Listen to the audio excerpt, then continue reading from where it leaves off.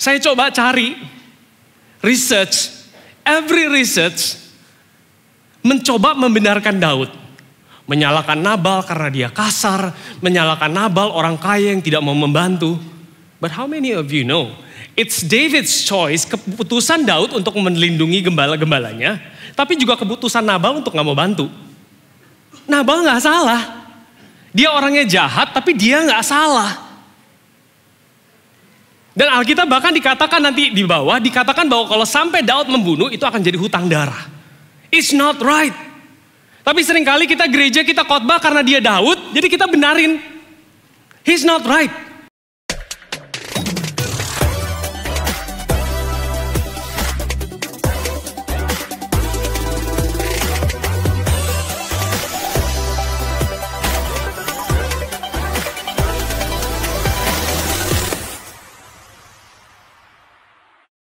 Selamat pagi AFJF Jakarta. Luar biasa, hari yang luar biasa. Pastor Kiki bersama kita hidup untuk kemuliaan Allahnya hilang. Give him a round of applause. Beri tepuk tangan. Luar biasa. Saya juga bingung karena sounds like something is off, but again, it's always berkat untuk bisa berada di tengah-tengah keluarga. One thing that I believe adalah di dalam keluarga kita mendapatkan pertemanan, kita bisa jalan sama-sama, we can afford untuk kita bisa fail, tapi family, keluarga stick around, mereka akan terus mengangkat kita, mereka akan terus mengingatkan kita. So that's the beauty of keluarga. Amin. Kita percaya bahwa gereja Tuhan bukan hanya sekedar menjadi satu institusi, tapi menjadi keluarga, bukan hanya organisasi, tapi keluarga. Kita masih dalam tema Let God, kita izinkan Tuhan di minggu yang ketiga ini. Kalau di minggu yang pertama kita berbicara, kita ambil dari 1 Samuel 23, di mana kita melihat bagaimana seorang Daud kerap kali bertanya kepada Tuhan. He asked God. 3 kali dia bertanya dalam jangka waktu yang sangat-sangat dekat. Tuhan, what next? Tuhan, apa yang harus aku perbuat? Dia bertanya dalam ayat yang gak begitu banyak, dia bertanya. Kemudian minggu yang kedua, kita belajar bagaimana Daud yang pada saat itu punya pilihan untuk mungkin melakukan sesuka-sukanya dia. Tapi dia milih untuk mengikuti apa yang Tuhan yakinkan dalam hatinya. Kalau week yang pertama kita lihat bagaimana Daud have no choice. Karena pada saat dia tanya Tuhan, Tuhan mengarahkan dan dia gak ada pilihan. Kalau gak ikut Tuhan, mati. Di yang kedua kita lihat bagaimana David have choice, he responded very well. Nah di 1 Samuel 25 ini kita akan melihat sisi Daud yang berbeda. Kita akan melihat bagaimana God go before David. Dan semoga pagi hari ini kita bisa sadar bahwa God wants to go before you. Tuhan mau berjalan di depanmu. Satu hal about firman Tuhan, about Alkitab, Scripture. Satu hal yang saya suka daripada Alkitab yang saya baca, yang saya renungkan adalah the Bible, Alkitab itu gak menutup-nutupi yang namanya kelemahan. Bahkan orang-orang tokoh-tokoh di Alkitab yang harusnya memberi contoh yang super baik, kalau bisa seperti Superman, gak ada kesalahan sama sekali, biar kemudian kita bisa semakin giat untuk menjadi orang yang lebih baik. Tapi Alkitab memilih untuk memperlihatkan kekurangan daripada manusia-manusia yang dibicarakan itu. Saya percaya satu hal about the Bible is not about the greatness of man. Bukan berbicara mengenai seberapa besar dan seberapa keren Daud, Gideon, Abraham, Musa. Tapi berbicara mengenai seberapa besar, seberapa luar biasanya Tuhan di dalam orang-orang yang bahkan tidak terlepas dari yang namanya kegagalan. The great thing about our Bible that it's honest. Sangat jujur. Kalau saudara datang ke gereja hanya mendengar khotbah topikal, yang sering kali terjadi adalah as a preacher kita kan mau ngajarin yang baik ya. Jadi akhirnya kita ambil kanan, ambil kiri, ambil atas, ambil bawah. Akhirnya kita berkhotbah, kita mau menjadikan jemaat kita seperti apa, kurang lebih kita mau jemaat kita tuh punya iman kayak Abraham, punya kerendahan hati kayak Musa, punya hati yang mencari Tuhan kayak Daud, kemudian punya keberanian kayak Paulus. Akhirnya orang yang kita khotbahkan itu tidak ada. Kita lupa kalau kita lihat kehidupan mereka juga banyak kelemahan. Bahkan seorang Abraham yang kalau di budaya daripada orang Yahudi, seorang Abraham itu is like patriark, seorang yang sangat diagung-agungkan, gak kalah dengan Musa. Itu adalah bapak kita semua kalau menurut orang Yahudi. Kita lihat bagaimana di Taurat, di firman Tuhan dipertontonkan pada saat Abraham itu gagal. Genesis 12, Abraham bohong pada saat dia mau masuk ke dalam satu kota. Di situ ada Firaun dan dia tahu dia bawa seorang yang sangat cantik yaitu istrinya. Dan dia beranggapan bahwa istrinya pasti akan diingini oleh seorang Firaun dan dia mempersiapkan kebohongan. Firaun bertanya, siapakah perempuan yang ada di sampingmu? Dikatakan itu adalah adikku. Walaupun setengah benar, it's half a truth because itu adalah cousinnya dia, Abraham dan Sarah. But the intensinya terlepas daripada substansinya adalah berbohong. Karena alasannya apa? Karena dia takut mati. Kemudian di Kejadian 20, ia melakukan hal yang sama. Kepada seorang raja yang namanya Abimelek. 2 kali Abraham berbohong dan itu tercatat. Kalau saya nulis Alkitab, saya hilangkan itu. Biar kita belajar yang baik-baik saja, amin. But unfortunately, tidak seperti manusia, Tuhan mengizinkan kelemahan ini untuk tertulis. Biar apa? Biar saudara dan saya bisa tahu bahwa sekali lagi Tuhan gak mempertontonkan orang yang perfect. Tapi Tuhan mempertontonkan orang yang lemah. Di mana di dalam kelemahan mereka, kuasa Tuhan tetap nyata dan sempurna. Seorang Petrus yang menjadi fondasi dari gereja mula-mula, he betrayed Jesus.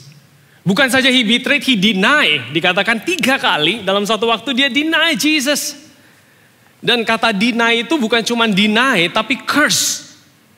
Kalau saudara bisa bayangkan untuk dia mendisasosiasikan diri dia dengan saat itu Yesus yang hampir naik ke atas kayu salib. Dia takut juga, takutnya dia juga mungkin disalibkan. Dia bahkan dikatakan he cursed Jesus. Dan kita akan lihat di 1 Samuel 25 bagaimana David yang kita di pasal sebelumnya, kita lihat bahwa dia seorang yang punya pengendalian diri yang begitu kuat. Pada saat dia mau membunuh seorang Saul, dia tidak membunuh dengan pilihannya, dia hanya potong jubahnya. Dan dia sadar bahwa sekali lagi itu adalah milik Tuhan. Kita akan lihat bagaimana. This is the beauty, ini adalah suatu keindahan pada saat kita khotbah expository. Saudara mungkin gak tahu kata apa itu, minggu-minggu pagi kata expository itu apa. But expository adalah cara berkhotbah di mana kita ikuti semua ayat. Bukan cuma comot kanan comot kiri untuk mendukung suatu topik. Topical is good, but still have to be in context. Tapi expository kita nggak bisa memilih sesuka-suka kita. Kita akan baca sama-sama 1 Samuel 25. Kita lihat bagaimana Daud yang kemarin minggu lalu keren. Bagaimana minggu ini dia tidak begitu keren. And I hope itu bisa relate to us. Dan kita bisa bertumbuh bersama-sama di sini. 1 Samuel 25 ayat 1 dikatakan, dan matilah Samuel meninggal. Seluruh orang Israel berkumpul meratapi dia dan menguburkan dia di rumahnya di Rama. Dan Daud berkemas lalu pergi ke padang gurun Paran. Kurang lebih ceritanya, ini saya bacakan saja, ini adalah cerita. Jadi ada seorang laki-laki di Maon punya perusahaan yang sangat besar di Karmel. Ia sangat kaya dikatakan. Ia punya 3.000 ekor domba, 1.000 ekor kambing. Dan ia ada di Karmel pada saat itu, di kota namanya Karmel. pada pengguntingan pada waktunya untuk menggunting bulu dombanya. Nama orang itu adalah Nabal dan istrinya Abigail. Perempuan itu bijak dan cantik, tetapi laki-laki itu kasar dan jahat. Ia keturunan Kaleb pula. Seorang yang harusnya begitu dihormati, tapi Nabal adalah seseorang yang kasar dan jahat. Ketika didengar oleh Daud di padang gurun bahwa Nabal sedang menggunting bulu domba, jadi kalau pada saat seorang gembala itu menggunting bulu domba, itu adalah menyatakan suatu saat di mana it's in a good time, it's a harvest time, waktunya menuai. Bahasa Greeknya waktunya cuan, gitu ya. Waktunya cuan. Daud mengambil kesempatan itu. Daud menyuruh 10 orang untuk pergi.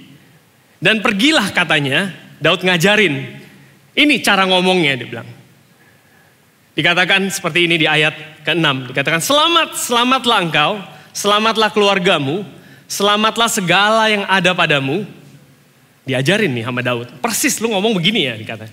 Baru-baru ini aku mendengar bahwa engkau mengadakan pengguntingan bulu domba. Adapun gembala-gembalamu yang ada dengan kami. Jadi waktu itu gembala-gembala ini ada dengan kami, prajurit-prajurit daripada Daud. Bukankah kami ini datang pada hari raya? Berikanlah pada hamba-hambamu ini dan kepada anakmu Daud apa yang ada padamu. Ketika orang-orang Daud sampai ke sana, berkatalah mereka kepada Nabal persis dengan apa yang Daud minta mereka katakan. Tapi Nabal jawabnya begini, orang yang kasar dan yang jahat, dia ngomongnya begini, siapakah Daud? Ini orang bukan nggak tahu Daud. Karena dia tanya berikutnya, dia tanya siapakah anak Isai ini? Bukan pertanyaannya bukan siapa ya dia, bukan. Siapa sih lu? Bahasanya siapa juga lu? Siapa anak Isai ini? Anaknya Jesse. Pada waktu sekarang ini ada banyak hamba-hamba yang lari dari tuannya. Wah ini mah orang pelarian. Ini orang yang gak loyal. Kabur dari Saul. Siapa ini orang? Ayat 11, masakan aku mengambil rotiku, air minumku dan hewan pembantaian yang kubantai bagi orang-orang pengguntingku untuk memberikannya kepada orang-orang yang aku tidak tahu dari mana mereka datang. Di sini dikatakan bahwa Daud itu selama mereka menggembalakan, Daud itu ada bersama dengan gembala-gembala tersebut. Kemudian dinyatakan berkali-kali di ayat-ayat bawahnya bahwa Daud itu membantu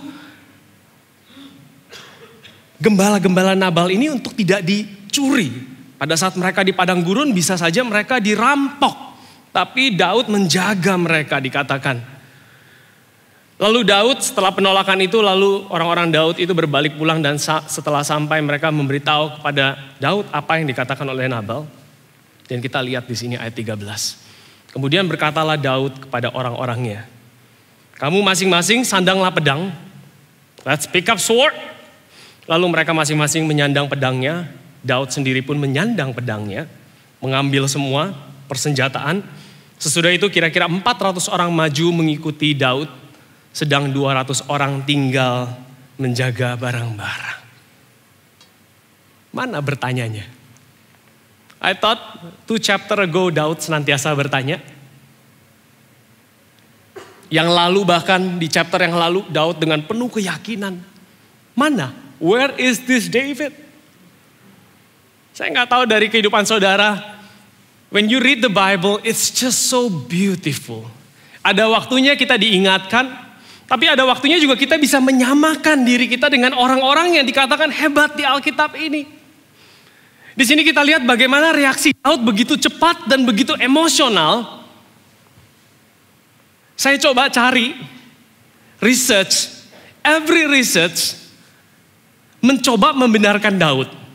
Menyalahkan Nabal karena dia kasar, menyalahkan Nabal orang kaya yang tidak mau membantu. But how many of you know? It's David's choice, keputusan Daud untuk melindungi gembala-gembalanya, tapi juga keputusan Nabal untuk gak mau bantu. Nabal gak salah.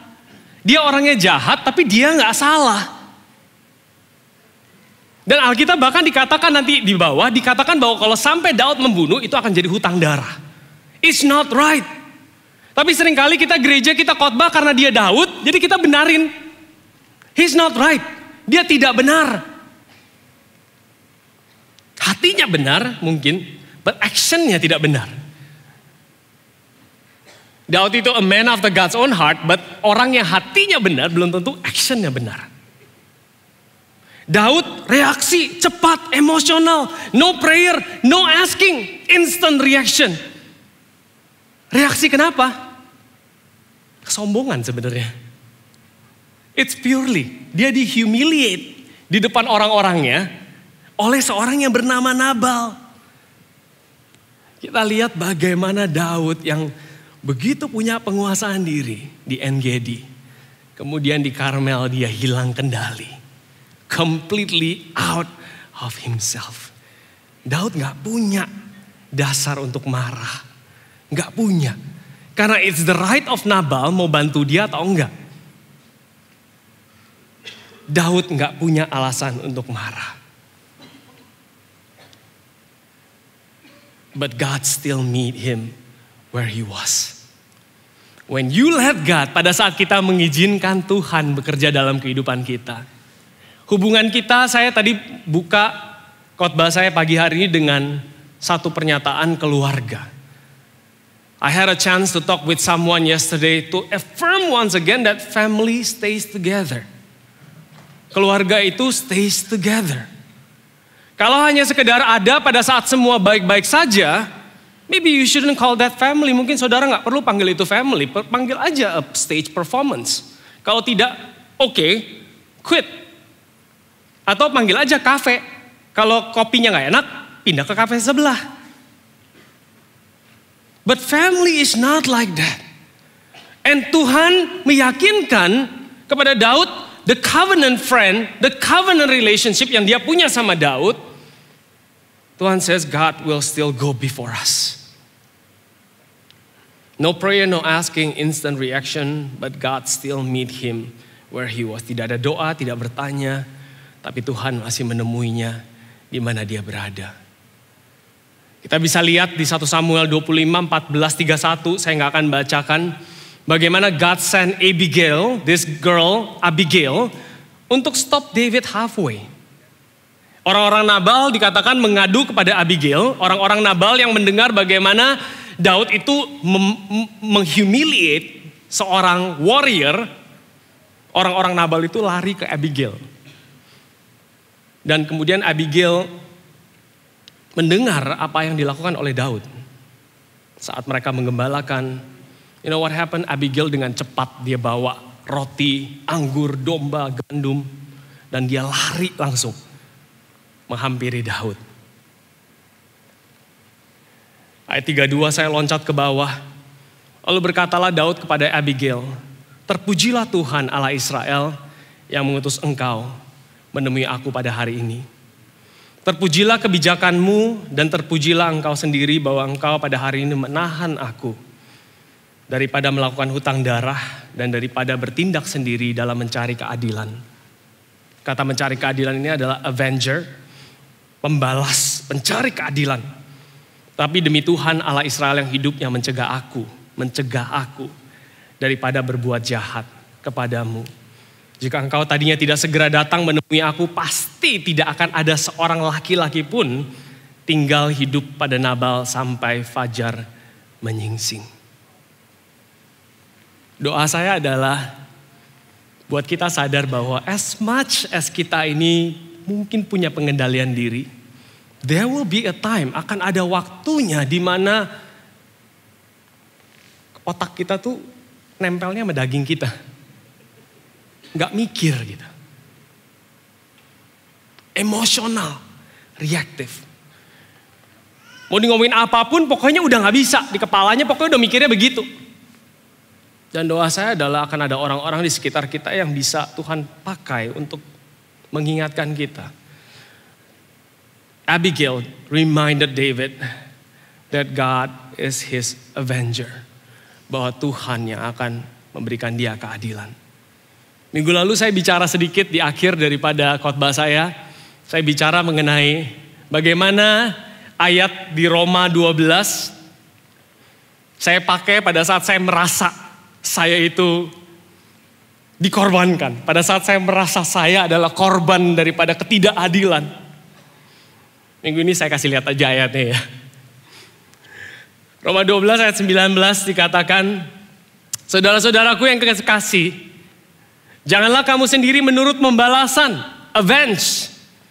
Tapi berilah tempat kepada murka Allah, sebab ada tertulis pembalasan itu adalah hakku. Akulah yang akan menuntut pembalasan, firman Tuhan. If you ever feel kalau saudara pernah ngerasa sesuatu tidak adil, kasih ruang buat Tuhan. Balasan itu adalah hakku, kata Tuhan. Akulah yang akan menuntut pembalasan, firman Tuhan. Tetapi jika seterumu, musuhmu lapar, berilah dia makan. Jika ia haus, berilah dia minum.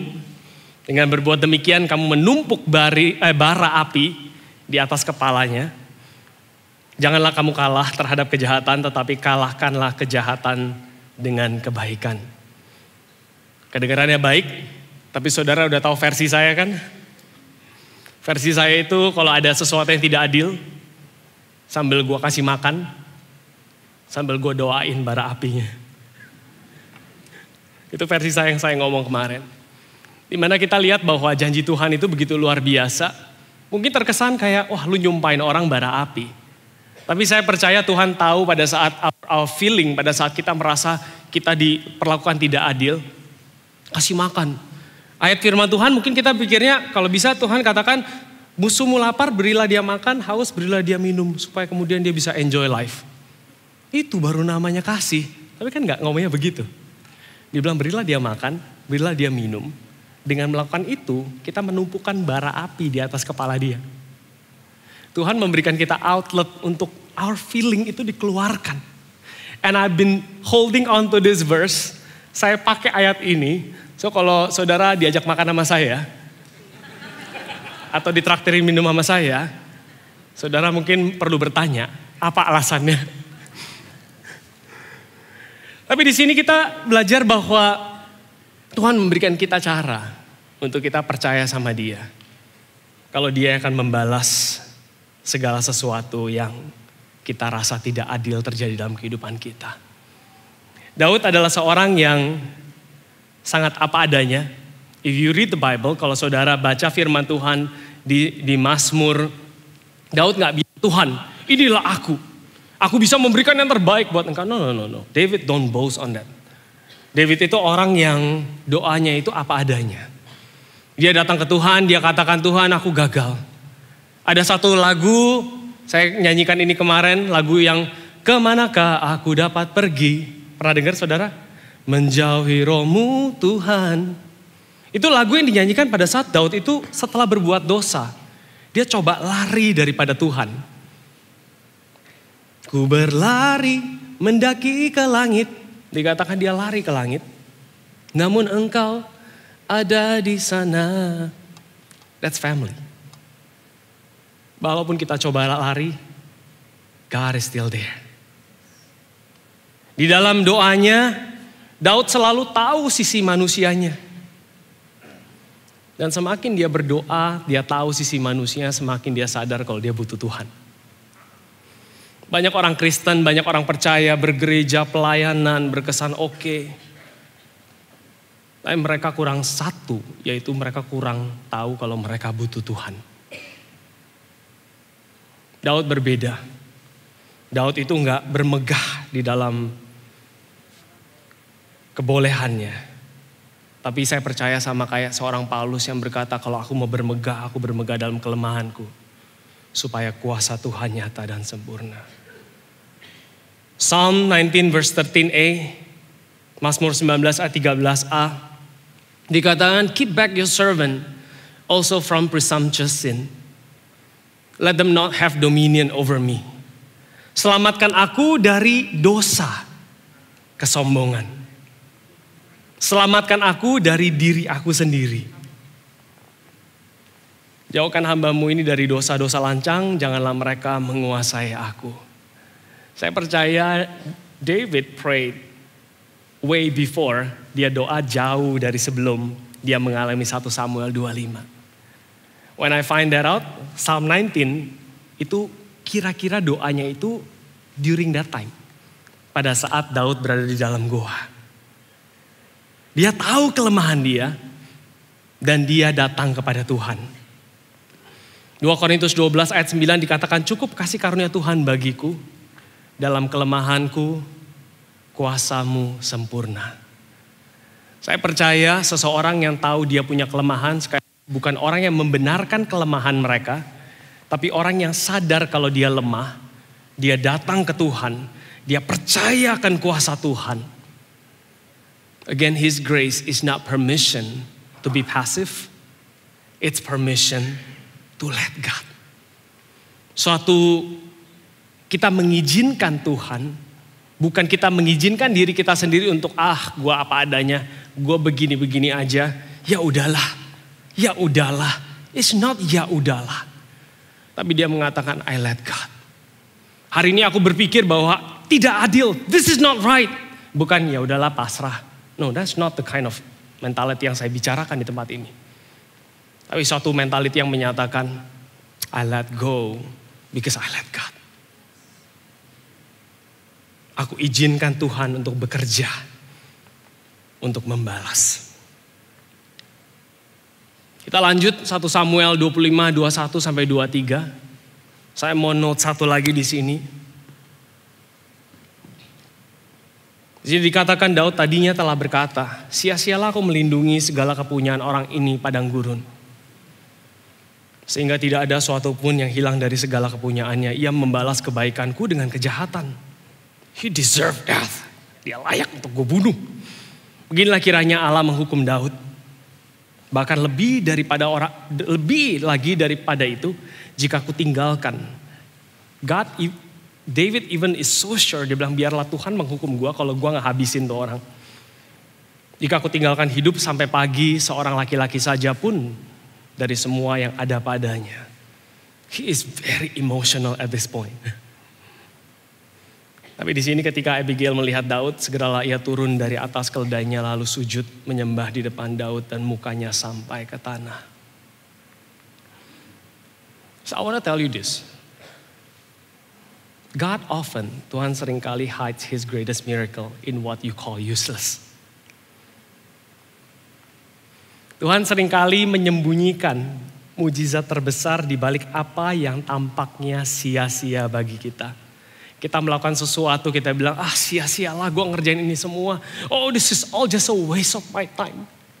But I want to tell you, when you read the Bible, pada saat saudara baca Alkitab, most of the greatest miracle happens di balik daripada apa yang manusia bilang sia-sia. Seorang Yusuf bisa menjadi Yusuf sebagaimana dia ada, itu dia mengalami kesia-siaan di dalam penjara. Seorang Musa bisa dibawa keluar, membawa orang Israel keluar. Sepertinya 40 tahun itu sia-sia. Dia di padang gurun.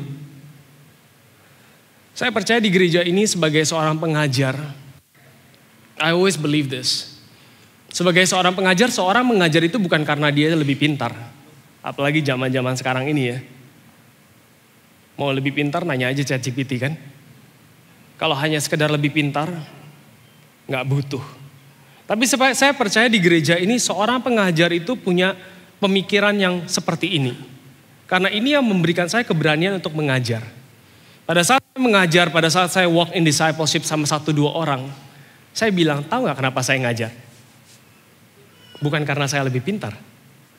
And I walk with people yang jauh lebih pintar dari saya, jauh lebih eloquent dari saya. Dan saya nanya, do you know why I want to walk with you? Satu hal saya bilang. Karena mungkin hari ini saya ingetin Anda dengan perkataan A, besok gue butuh itu balik. Jadi hari ini pengajaran saya ini saya bukan lagi ngajarin, saya lagi nitipin. Saya cuma lagi nitipin karena satu hari saya butuh itu balik. I don't teach because I'm good. I teach because saya percaya something good yang dari Tuhan ini harus dibagikan ke orang lain. Karena satu hari itu akan kembali tanpa kita sadari. Pada saat kita butuh itu, orang lain yang akan ingetin kita. Hari ini saya ngajak teman-teman kita di tempat ini untuk jangan berhenti untuk mengabarkan Injil. Tell people, pray for them. Minggu ini saya hari Selasa, hari Rabu saya ingatkan para staff, today I want you to pray. Because you don't know. Anda nggak tahu. Satu hari doa itu akan kembali ke Anda. Pada saat Anda datang ke gereja, Anda ngerasa sia-sia. Wasting time. Somebody would tap your shoulder and say, can I pray for you? Gak usah yang wah doa sampai Afrika semuanya ya. Kayak doa makan yang setahun sekali gitu. Sampai Adam dan Hawa pun didoakan gitu. No, just tap someone's shoulder and say, can I pray for you? Anything I can pray for? Ada yang bisa doakan? Tuh, mungkin kerjaan, Tuhan aku berdoa, berkati kerjaannya, berikan ketenangan untuk membuat keputusan dalam nama Tuhan Yesus. Amen. That's it. Sia-sia? Tidak akan pernah sia-sia. God often hides His greatest miracle in what you call useless. Karena apa? Tuhan memakai apa yang hina untuk menyatakan kuasanya. There's never gonna be useless parenting di tempat ini. Gak akan ada useless acceptance. Aku terima suami aku, useless. No. It's all gonna come back to you. Saudara akan diberkati luar biasa. Dari hal-hal kecil yang Anda kerjakan. Ulangan 31 ayat 8 dikatakan, sebab Tuhan, Dia sendiri akan berjalan di depanmu. Dia sendiri akan menyertai engkau. Ia tidak akan membiarkan engkau dan tidak akan meninggalkan engkau. Janganlah takut, janganlah patah hati. To the world, buat dunia, ini bukan janji buat dunia. Ini janji buat orang-orang yang berada di dalam covenant relationship with God. Marriage is a covenant, right? Family pada dasarnya juga turunan daripada suatu covenant. Ini adalah janji orang, janji seseorang yang bukan cuma orang lewat, tapi a covenant friend. Saya gak tahu saudara sebagai orang percaya tahu gak sih saudara itu berada dalam covenant sama Tuhan. And this verse is for you. Saudara bisa katakan, Tuhan yang akan berjalan di depanku. When you let God go before you, pada saat saudara mengizinkan Tuhan untuk berjalan di depanmu, weakness becomes power. Kelemahan menjadi kekuatan.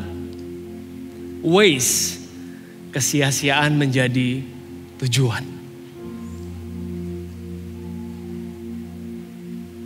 Mari kita bangkit berdiri. I feel like I want to minister. Pagi hari ini, there's not much information. But I feel like God, Tuhan mau untuk melayani setiap dari kita di tempat ini. Tuhan mau meyakinkan setiap kita di tempat ini. Mungkin saudara di dalam kehidupan saudara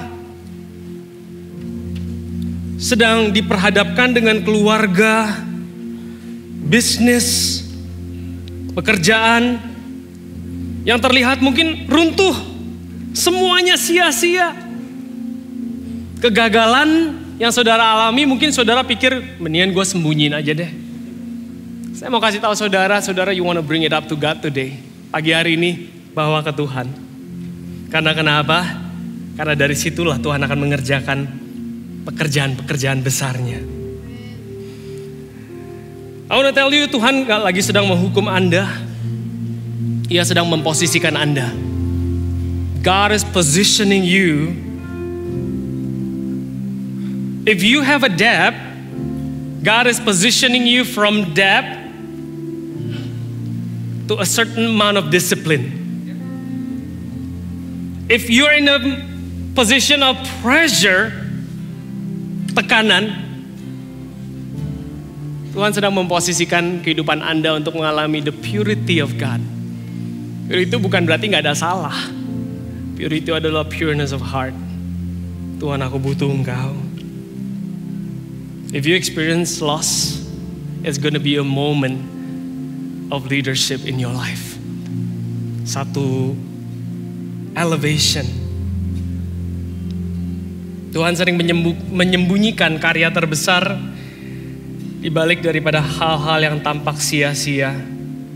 Once again, bukan untuk mempermalukan kita, tapi untuk membuat kita sadar kalau Dia Tuhan yang berjalan di depan kita. Karena kenapa? Karena pada saat pemulihan itu datang, saudara akan tahu kalau itu Tuhan yang bekerja, bukan saudara. Mari angkat tangan kita bersama-sama.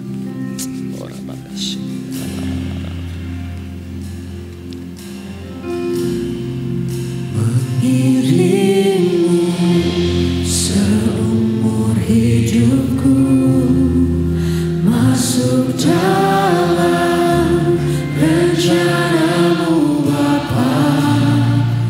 Pikiranku, kehendakku, ku serahkan padamu. Harapanku hanya di dalam-Mu. Ku kan teguh bersama-Mu Tuhan. Jadikanku bejana-Mu untuk memuliakan-Mu. Mengiringmu seumur hidupku. Mari angkat tangan kita bersama-sama.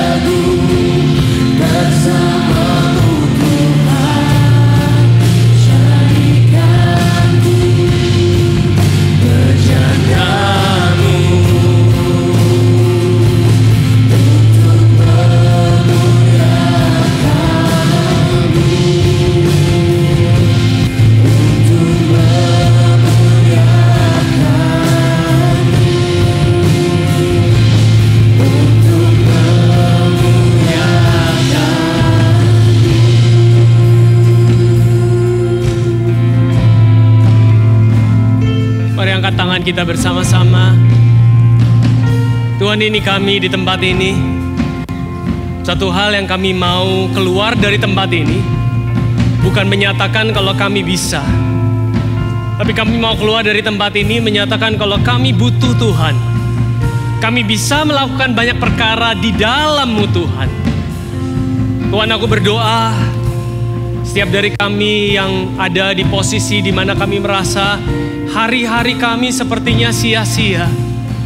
Tuhan, aku berdoa Tuhan, dari tempat ini Engkau naikkan iman kami untuk melihat bukan hanya ada yang di depan mata kami, tapi melihat jauh kalau Tuhan senantiasa bekerja di dalam kehidupan kami. Caranya bagaimana? Mungkin kami kurang tahu. Apa yang ada di depan kami mungkin begitu banyak tantangan dan masalah. Tapi Tuhan, gak ada satu hal pun yang akan membuat Anda shock, membuat Engkau Tuhan kaget. Everything is in your plan. And everything, segala hal bekerja untuk kebaikan. Bagi setiap kita yang mengasihi Allah dan berjalan di dalam rencananya. God, I pray for every hand. Tuhan, aku berdoa untuk setiap keluarga, setiap pernikahan,